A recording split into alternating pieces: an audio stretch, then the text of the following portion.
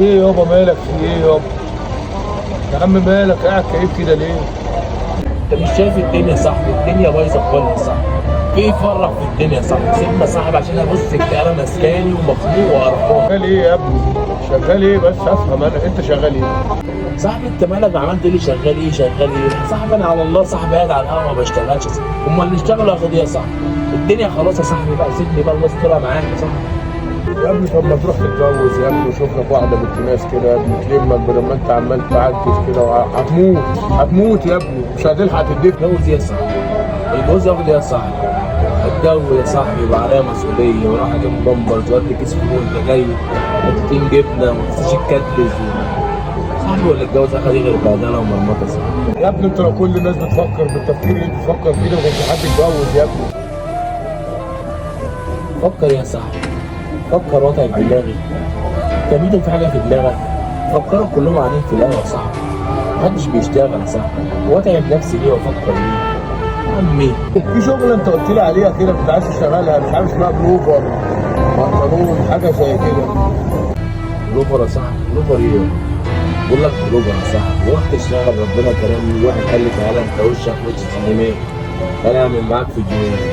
رحنا يا صاحبي عملنا في الجنيه الله اكبر، لسه بنصور بالكاميرا، الكاميرا فرقعت واتحرقت. تقول لي اشتغل الدنيا يا ابني واقفه. الدنيا صدى معايا بيدو خالص. بيدو انا مخنوقه بيدو، خلي بالك ما تقوليش على اي حاجه، انا ولا عايز اشتغل ولا عايز اتجوز. لا عليك وذمة اللي جابك يا اخي، دي شحنة حد سينمائي، دي شحنة حد سينمائي. انت بني ادم بر مائي يا ابني، حرام عليك يا ابني، ما لازم الكاميرا تفرقع. موتوا يا ابني حرام عليك. ما هو كده ما ينفعش برضه، ما انت لازم تراعينا برضه يا مصطفى. يعني انا عشان صاحبك ببقى ماشي واحده واحده معاك، قاعد مخنوق مخنوق مخنوق. انت خنقت انا يا اخي. عرفت بقى ليه يا صاحبي ان انا مخنوق يا صاحبي؟ في حاجه تفرح يا صاحبي، مش حاجه تفرح يا صاحبي، مش حاجه رافع فيها. ولا اجيب لك من الاخر، سافر انا ودلع نفسك، شوف موزات كده اللي هي الموزات اللي من بره دول غير اللي عندنا احنا من جوه.